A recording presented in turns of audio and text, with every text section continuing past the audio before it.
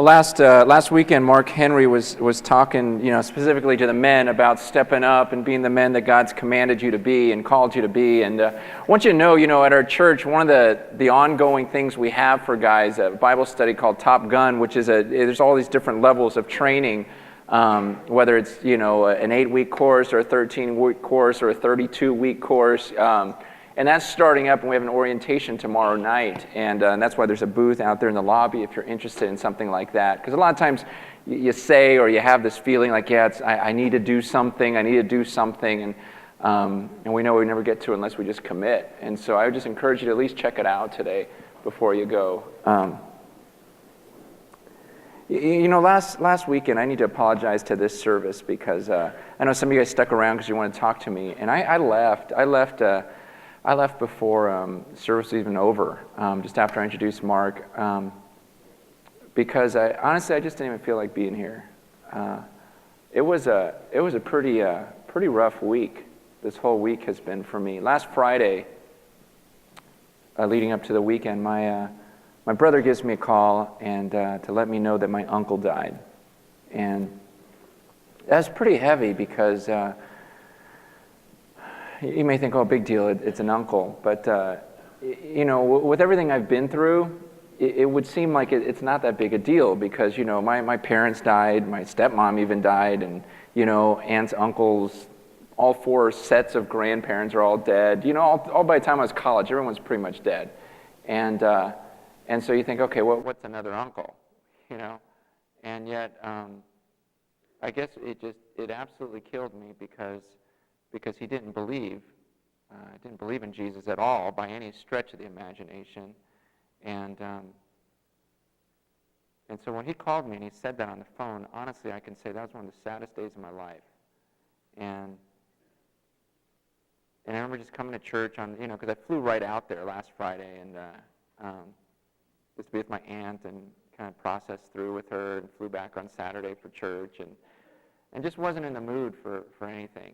And all week just kind of feeling that way. And I saw myself at church, like kind of shaking people's hands like usual, saying, hey, how are you doing, with a smile on my face, when last thing I felt like doing was smiling. Last thing I felt like doing was talking about my baby and, as you ask questions and this and that. And I just left there going, I'm being so fake right now.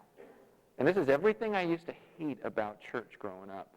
You get to church and the pastor's like, oh, praise the Lord. And you're like, shut up. You don't mean that, It was the insincerity, and I'm like, wow, that is totally me that weekend. It was just a total fake, oh, no, things are good, oh, yeah, baby's fat, whatever. And I was like, I didn't really care. I wasn't into it, and just, so I just said, you know what, rather than be fake, I just want to leave, because it's just something I never wanted to be. And honestly, this week, it's been a pretty miserable week, because... when someone dies and doesn't know the Lord and you actually stop and think about it, it's probably the most miserable thing you could do on this planet. It's probably the most painful thing you can do on this planet. And it's been a miserable week for me. Don't feel like laughing, don't feel like smiling. It's just sad. I think of passages in Scripture, like Lazarus and the rich man that we looked at not too long ago, and you think, wow, that's my uncle right now. Just saying, would someone just please just dip their finger in a little bit of water and stick it on my tongue, just do anything, just go back. Would you just at least warn them? What would you do? And you don't have another chance. The finality of it's what killed me. Just walking up and seeing the body and just going, that's it. That's it. There's not a chance. There's nothing I can say. And you start thinking, man, I really would. I've thought this through. I'd give everything I owned right now if I could just have an hour with him and just to talk to him, and just to, man, if I could go back just for an hour. And the thing is I haven't spoken to my uncle in about 8 years. Not by my own desire, but because he forbade me. Didn't want me over his house, didn't want me talking to him, nothing. Didn't want anything to do with me. Disagreed with some things in my life early on, and And I even thought 3 weeks ago, I thought, you know what? It doesn't matter. It's been 8 years. I need to just go to his house. I was in the Bay Area speaking at something, and I thought, you know, I could just swing by the house and just let him ream me. Let me just let him ream me for everything I've ever done wrong, whatever. Just let him go for it and just suck it up and take it, you know? And, because there's no point in getting angry at him, because there's a side that was like, man, how could you do this? I don't have that many relatives. And my kids, you don't even let them see you. You're not even build a relationship. But as Chuck Colson said once, he says, getting mad at unbelievers like getting mad at a blind man who stepped on your foot. It's just stupid. You just don't do that. And just realizing, gosh, why ever blame people for things? Because as I look back, if I were the man that I should have been, and if I had the humility that I ought to have, then things would be different. And these relationships that are broken, that we always think are the other person's fault, we don't look deeply enough at ourselves and go, you know what, if I was the guy I was supposed to be, that relationship would be okay. I could make up for the other stuff. And I don't know, it's just, I was reading this week, I was reading the book of Ecclesiastes, just read it through a couple of times, and I felt like for the first time in my life, I get it. I finally got it. I mean, I studied in school, did my work in school and seminary, and you read through and you understand what it means, but you don't get it. A lot of passages you don't really get until you get to a certain point in your life and you read and go, now I'm tracking. Because you can understand the historical context and you can understand, the cultural, setting in which everything was put, and you learn to do that, and that's important. You can figure out grammatically how everything fits and how the sentences are structured. But one of the things that we never talk about is the emotional context with which this book is written. Because this wasn't written by a computer. These are written by people. And when you stop and you think through, what was that person going through when he wrote that and when he said that? I mean, there's something powerful about that. In the book of Ecclesiastes, it's this guy who lives life, okay? And he was the wisest man who ever lived. Okay, it's written by Solomon, the wisest man who ever lived. He was the richest man. He's the most powerful man because he was the king. He had endured, he had more pleasure, more fun than anyone in this room will ever have.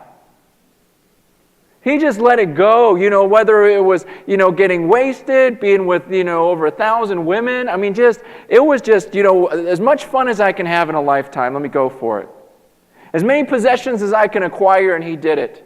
As much power as I can have, and as much wisdom. And at the end of it, he writes this book, Ecclesiastes, and talks about life and teaches us now that he's wise, now that he's lived it all and he's done it all, he writes this book, and the first thing he says, the first words out of this guy's mouth, you read it in chapter 1, he says, meaningless.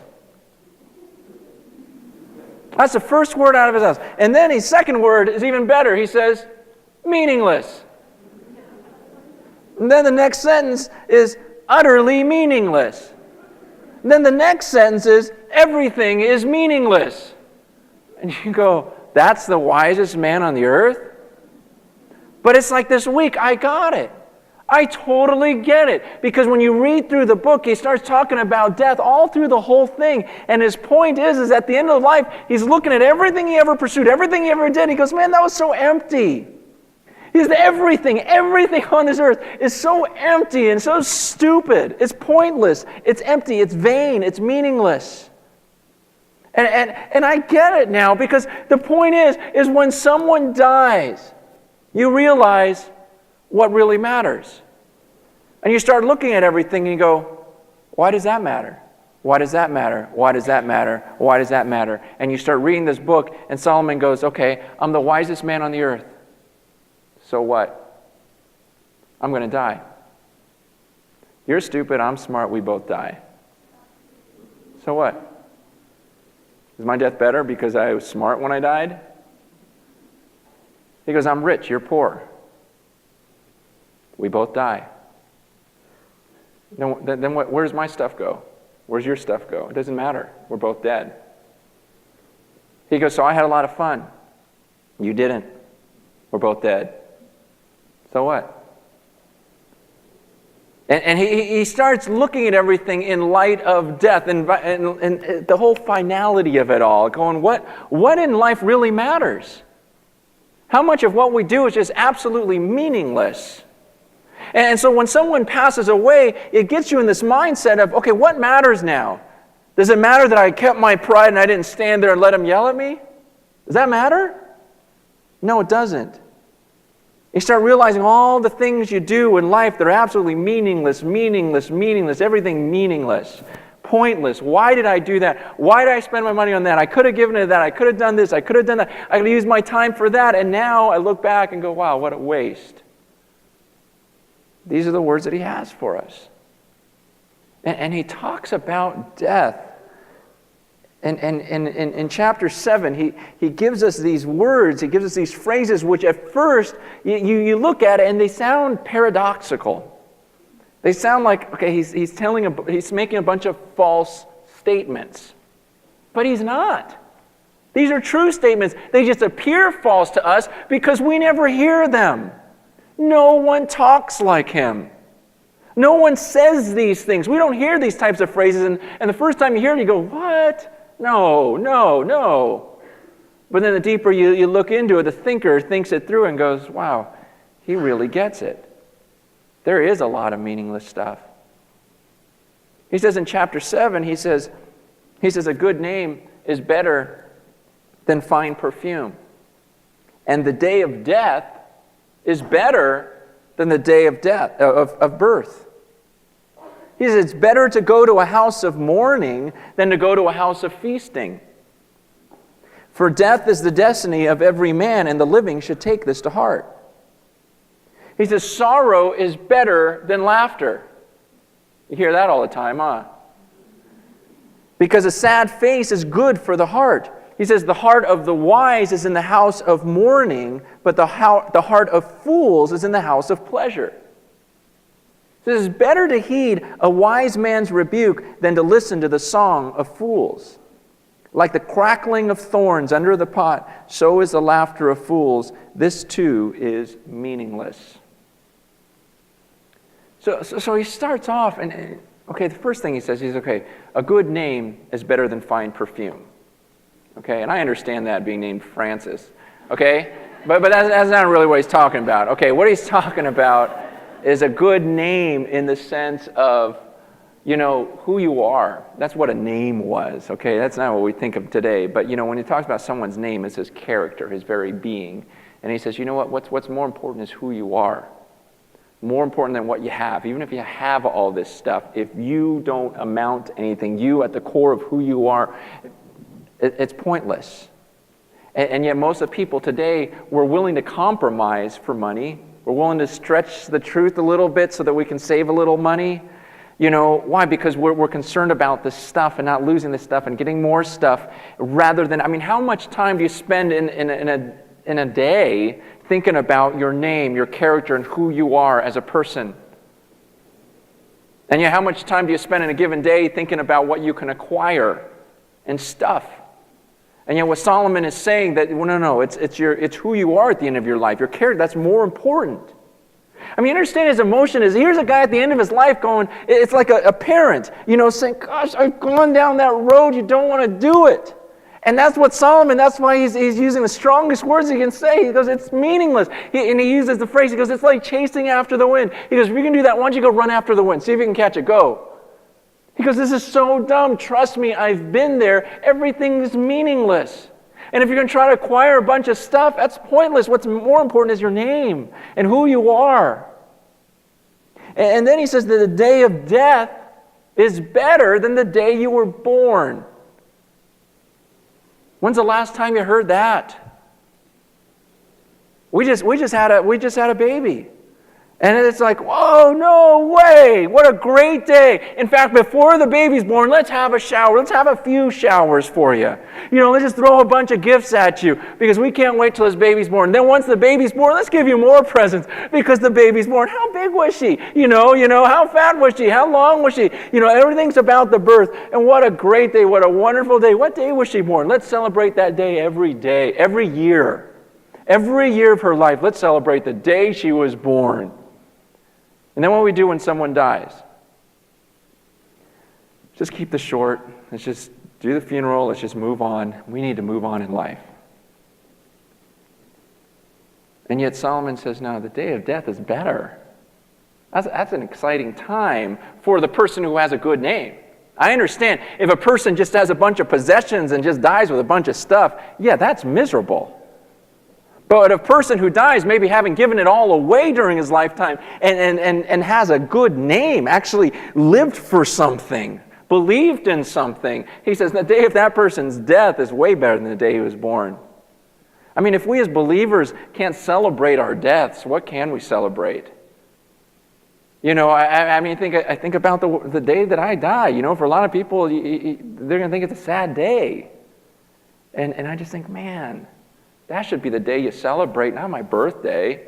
Throw a shower when I die. You know, I mean, serious. Buy each other gifts and go, man, he always wanted to be up there, and there he is. You know, I mean, what a celebration. And Solomon says, you know, the day of death is better than the day of birth. But he says a really interesting thing, and this is the verse I can't get over. It's verse 2 when he says, it is better to go to a house of mourning than to go to a house of feasting. It's better. It's better to go to a house of mourning. A house of mourning was when someone died within that household, what would happen is they would have like a week. They would have 7 days of the severe lamenting. And then after the 7 days, they would have another 23 days of grieving. It's not as intense as the first 7 days, but it's still equally, sad. And so you've got this 30 days, taking place in this house where they're just bawling their eyes out the first week, and then afterwards just dealing with it, grappling with it. And Solomon says, that's a good house to visit. He says, it's better for you to stay in there and to think about that for a while than it is for you to just go on to the next party.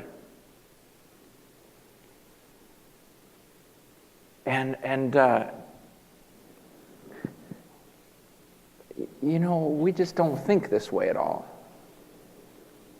I mean, how often do you think that it would be a good idea to just go spend some time with people that are just bawling their eyes out and mourning? And he says, that's better. He doesn't say it's more fun. Okay, the word there is the word good. It's more good. It's better. You see, a lot of times we think, well, if it's not fun, how can it be good? Because we think those two are synonymous. We go to wherever it's most fun because we think, well, that's a good place because it's fun. And Solomon says, no, what's the greater good is if you would spend time in a place of mourning rather than a place of feasting. And he explains why. He says, because death is the destiny of every man, and the living should take this to heart. He says, you know why it'd be good for you to go to a house of mourning where everyone's weeping and they're thinking about this death? He says, because you need to think about death. He says, because that's your destiny. It was so good for me to walk up to a casket and see a dead body in there. Not saying it was fun, not saying it was enjoyable, but it was good. It was good for me. Because you look at a pile of bones and flesh and go, man, that's my destiny. You just go, that's how it ends. And he says, you know why it's good for you to go to that? He says, because that's your destiny, and the living should take this to heart. And the phrase there, take this to heart, in the Hebrew literally means put this in your heart. Stick it in your heart, this thought of death. And your heart wasn't just this emotional thing, pumps blood, whatever you think of it. In their mindset, the heart was the idea of the core of your being where you make your decisions. It's like the control center for your body where you determine what you're going to do. He goes, stick this knowledge of your death being your destiny and stick that in the place where you make your decisions. So that every time you make a decision, you run it through the grid of death. And you think to yourself, well, I'm going to die, so what? When I die, which decision will I care about more? He says that should be in your heart. When you make decisions, you make them in light of death. And saying, when I die, will I care about this? What decision will be more important when I die? Because death's my destiny. See, and he reminds us of this. And we don't like to talk about this stuff. This is uncomfortable for us. How many people just, that you pass by during the day want to talk about death? It's something we gloss over, something we just want to move on. Let's talk about the birth. Let's talk about a baby being born. Let's talk about how awesome it was and this and that. No. Solomon says if you were wise, you would spend time thinking about death. Because that's your destiny. And honestly, there's not a whole lot of people that'll remind you of that, but you are going to die. And you need to start making decisions based upon the fact that you're going to die any day, any second. He says sorrow is better than laughter. Has anyone ever heard that from anyone else? Solomon, other than Solomon, sorrow is better than laughter. You see, we don't believe this. I'm at the funeral, right, on Friday, this Friday, and my aunt's bawling her eyes out, and one of my relatives comes up, hugs her, and I just hear her whispering to my aunt, "Oh, don't cry. Everything's fine." "Oh, yeah, everything's fine. Yeah, don't cry." We immediately feel like we got to fix it if someone's crying. Like something's wrong if you're sad. Here's some medication. Maybe you need to go on medication because you're sad. And sadness isn't right. And so let me dampen your emotions a little bit, put you in a fog so you won't hurt so much. And then other people take it to the extreme of, "Oh, you're sad? Well, then there must not be a God." I'm sad. How can there be a God, right? Look at all these sad people. How could there be a God? Well, according to that God, he says sorrow is actually better than laughter. It's better for you. While it may not be more fun, there's a good that it does in you. James explains how those trials and those difficult times actually give you the character and the perseverance in life. It's actually a good thing. And he says a sad face is good for the heart. And you guys, sometimes we have all this pressure, like we've got to be, these smiley people all the time. And absolutely, there's a time to rejoice, seriously. And I think the general flow of our lives is one where we're filled with absolute joy and peace. And not saying that I don't have that. I'm just saying that there are times when you're still sad.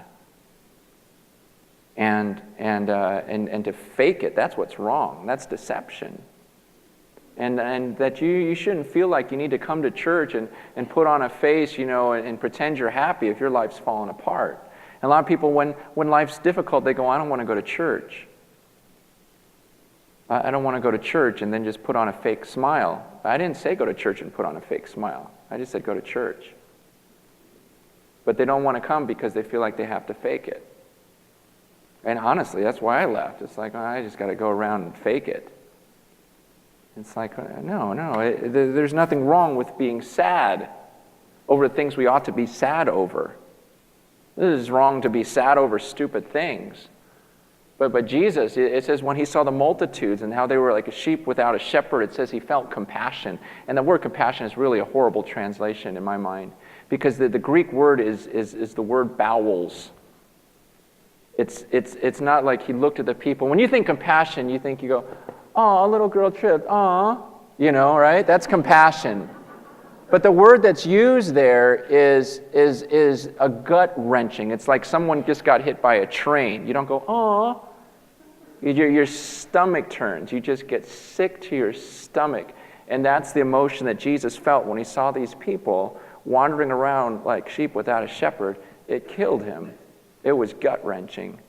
It was like, this is awful. This is awful.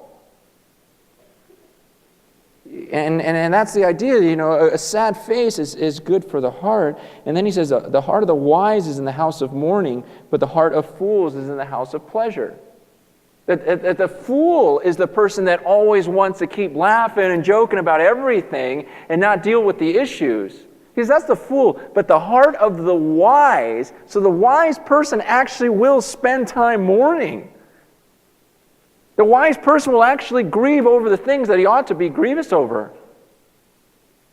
To actually dwell over death and think about, gosh, that is an awful thing for some people, and it's a wonderful thing for some people. But to take it to heart and to think about it and think about death, that's what the wise person does. And he says this in verse 5. He says, it's better to heed a wise man's rebuke than to listen to the song of fools. Because it's so much better to heed, when a wise man speaks. That's Solomon here, okay? He's wiser than you are. I'm not saying I am. I'm saying Solomon is. He's wiser than you are, and so it would be good for you if you'd listen to him. Listen to what he says, and maybe avoid some of the things that he's done rather than going down the same dead-end roads. It's wise. It's not more fun. I mean, who wants to go from here and dwell on death and think, wow, that'd be fun? Friday night, what do you want to do? Let's get a bunch of people together and talk about death. Oh, yeah. Let's put out flyers. It's just dumb. But he says it's better for you than to do that, to listen to the song of fools. And he says, and that's like the crackling of thorns under the pot. He says, so is the laughter of fools. This too is meaningless. And you guys, I struggle with this because if I'm honest with myself, I have to say, I like stupid. Is that good grammar? I like the songs of fools. I do. I like to just laugh. I like finding the stupidest movie at the video store, like just the one that has no plot. The comedy that, it just makes no sense, and I just like to just turn it on and then just laugh. I go, oh, man, just go, oh, what a great night, that's fun to me. I love getting together with a bunch of guys that just know how to talk about stupid things. While the other girls are in the room sharing their feelings, we just talk about stupid, and just, what can we talk about? I like that because it's this escape from reality is what we enjoy. Let's not deal with the real. Let's not talk about the fact we're going to die. Let's just go laugh. I mean, this whole thing, the songs of fools. The song of fools we love. Every generation has loved the song of fools. For those who are back with the Beatles, you remember the song Imagine? What a great song, huh? What does it say? Imagine there's no heaven. It's easy if you try. No hell below us, above us only sky. Imagine all the people living for the day. You may say that I'm a dreamer, but I'm not the only one, and I hope someday you'll join us and the world can be as one. Wouldn't that be beautiful? If we just pretended there was no heaven, just do it. Pretend there's no heaven, there's no hell, and it's just all about today, and we just all have a good time, and everyone joins in this whole make-believe dream. Think about how fun it could be. Imagine. That's the message. That's the Song of Fools, and we love it, and we'll sing it. It'll be one of our favorite songs. And it doesn't change throughout time, More modern, it's just, okay, now all I want to do is have some fun. I got the feeling I'm not the only one. See? And it's like, wow, I like that. It's fun, and I just start thinking about, my childhood and all the songs I grew up with, and I loved all different types of music. And it was like the dumber the song, the more I liked it. The name, the more meaningless the name, Oingo Boingo. Yeah! No, Chamba Wamba. Yeah, that's an even better name. Let's just come up with names that let's just try to come up with these songs. Oh, good, I can dance if I want to. I can leave my friends behind because my friends don't dance, and if they don't dance, they're no friends of mine. And it's like, oh, yeah, what a great song. So let's just whip it good in the shade, Shape it up, get straight, go forward, move ahead, try to detect it. It's not too late, It's like, yeah, that's a great song, And we sing it, yeah, and we're just like, wow, this is the best. And even now it's like, don't you want to just sing some of those songs together? Come on, shout, shout, let her, and it's like, oh, let's just do that, because those were the best. Those were so fun. And we love singing them. We love to stay in this mode right now where we could just sit. And wouldn't it be fun to just sit right now for like half an hour and just think about the old songs and just start singing them together, right? That's fun. Or let's run Happy Gilmore next Sunday. Let's just do that. Let's just get our mind in this total fog and this make-believe, and just find the stupidest things. Let's get together, and the following week will be Three Amigos, and let's just laugh. That's fun. And I look at this passage and I go, man, that's so me. I so love to just escape reality. We love to be plastic. We love to be in a fog. And it's like you never see this more clearly until you go to another country and people actually talk about death. And they actually weep and wail, and there are no answers for some of them. Then you realize, wow, we are so fake over there. We're in such a fog, and we talk about the stupidest things on earth, and we like it, we love it, and we surround ourselves with it. And then you read these words and you go, oh, man, it's the fool. It's the fool that keeps his heart in the house of pleasure. And yeah, there's a time to laugh. He says it in the same book. There's a time to laugh, there's a time to cry. But it's like we don't want that other side. We want to stay in this house of pleasure. And he says, you know what, you're a fool. I mean, when you read this book, isn't it true that God's biggest problem, not saying that God has problems, okay, you know what I mean. When you read this book, isn't it true that God's biggest problem is keeping his covenant people focused? It's not the world. The world's been wicked from the start. The biggest problem is keeping his covenant people focused. Every time he gets them to one point, they just run off and do their thing again. And so what makes us think that it's different now? I mean, if they wrote about the church here in Simi Valley and everything else, what would they say in this book? It'd be like, oh yeah, there's this group that just so sought after comfort, pleasure, and everything else, and they forgot all about the fact that people die and spend eternity apart from him. And they lost their vision, they lost their focus, just like everyone else did in history. But every once in a while, there's a person that stands out in Scripture that stays focused all the way through. And it's rare. It's so rare. You can't expect to have everyone there. One of those guys is Caleb.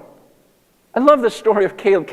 Caleb and Joshua, you remember they're the two good spies? You remember when they sent the 12 spies over, hey, check out this area, see if we can win. And they all go, oh no, it's too hard. But Caleb and Joshua go, no, we can do it. But everyone else was against them, and so God makes them wander around in the desert for 40 years. And then I love what Caleb says at the end of his life, after that whole wandering, because God keeps him alive, because he was faithful. And listen to these words in Joshua 14, verse 10. He says, now then, just as the Lord promised, he has kept me alive for 45 years, since the time he said this to Moses. While Israel moved about in the desert, so here I am today, 85 years old. I'm still as strong today as the day Moses sent me out. I'm just as vigorous to go out to battle now as I was then. Now give me this hill country that the Lord promised me that day. I just love that. This guy goes, don't you remember 45 years ago, what did I say? I said we could take it. He goes, I'm 85 years old now. And that hill country belongs to me. And I can fight like I fought 45 years ago, so let's go and let's take it. You think, yeah. I just love that passage. This guy that just says, you know what, I can do it. I'm still focused. I still know what I'm on this earth to do. I'm still here to fight for the Lord. I've been waiting 45 years for a whole new generation to die, pass away, so another one would come, but I kept my focus the whole time. You go, man, he's still fired up. One of the cool things about this last trip, this last weekend, was I got to go and see my wife's grandma, Grandma Clara. And so a lot of you guys know her that were here when the church was early on. She just is the sweetest lady who just loves the Lord and just has such a unique relationship with Him. She's been through everything in life, gone through so much in life. And we take her out to dinner, and I'm sitting across from this 92-year-old lady, just sharp as a tack, still just an awesome, awesome woman. And she looks at me and she goes, "Honey, I need some advice from you." That's just a humbling statement. Because the first thing I think is, you don't need advice from me. I'm the last person you need advice from. I'm here to learn from you. You've lived life. And you just feel stupid when someone that's 92 years old says, "I need advice from you." It's like, all right, what?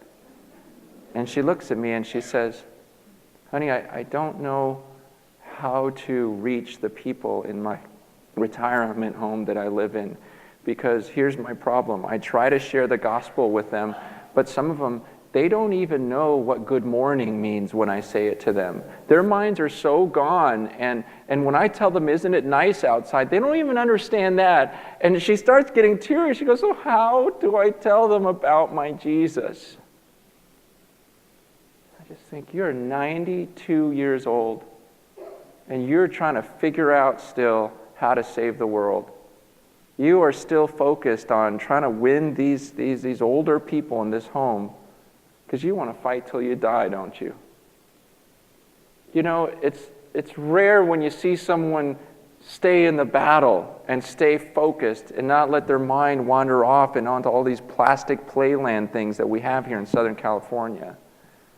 To actually think about death and to think about the stuff that matters. Listen, church has become a joke.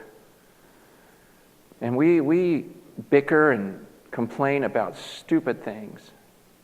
And it's like I see it more clearly now than ever how meaningless that is, and how the Church of Jesus Christ has gotten off on all these different tangents. And we fight over, oh, it was a little loud today, a little quiet today, it was a little old-fashioned, you know what, that's just stupid. It's just so meaningless, because once someone dies, you realize, wow, what really mattered? I thought to myself, you know what, I would give everything I own if I could have had if you could take me back just to have an hour of life again with my uncle. I'll give you everything I own. But then you think, well, then why don't I take that hour with the people who are still alive? So I don't feel like this again the next time. And I'll tell you why I don't, usually because I don't stay in this mode. I go back to Playland. I go back to plastic Southern California, and let's just laugh and let's just sing some songs. Let's watch a movie and forget about the fact that people die and they suffer. And as a church, I don't want us to ever lose that. It's not about a style or a way we do things. It's just about the fact that at the core of who we are, there's a bunch of people out there that don't know the Lord, and it drives us crazy. Think about it. You're going to die. You just are. Dwell on that for a while this week. And dwell on whether or not you're ready for it and you've done what you've done. And are you going to die with a good name or just fine perfume? What are you known for? This is the stuff that matters. It's not easy to listen to, but it's good for you. It's real good for you. So good for you. You would have left here with a bigger smile if I talked about something else, but it wouldn't have been as good for you. Some of you are going to die, and you've got all sorts of issues in your life that you're lying about. And you've got a great reputation, but a terrible name. You know? You fake it, and everybody thinks you're a certain person, but you're just a liar. And you want to die? You could die this week. You really could. You know, the rain, the road's slippery. You can go out there, you get nailed. Seriously. It's over. It's over forever. Think about it. And do something because of it. Get your life together. If you need to pray with someone, you need some direction, man, that's what we're here. Not that we have all the answers. We're just trying to figure this out and do it right in God's eyes. Some of you keep putting off getting a relationship with God, going, I got time. You don't. You don't know that. It's time to get up out of your chair, give your life to the Lord, and say, you know what? I have been living for myself. I have been living a lie, and I want to follow Him now. I want to follow Jesus. I want to get in that water and show, look, I don't care. Look, I'm following Jesus now. Man, it's just time. And I know that I like to joke around a lot. I like to have fun, but I realize that there are just times when you have to get serious and deal with the real issues. Otherwise, you're just a fool. And I don't want to die that way. So if you guys need to pray with anyone or talk to anyone as the worship team comes up, I'm going to be over there. If you want to get baptized today, give your life to the Lord, anything that's serious. If you want to just talk small talk, then don't even talk to me today, okay? Honestly, let's just have a week maybe where everything we talk about actually matters in light of death. Can we try that? Just meaningful conversation, things that matter, not baseball. Dodgers are stupid. They're really stupid, okay? It's established. It's meaningless. It's pointless, okay? And we just go on and let's talk about things that matter. And if you guys need to come up and just talk to us about things that matter or pray about something that matters, then come up as we worship Him.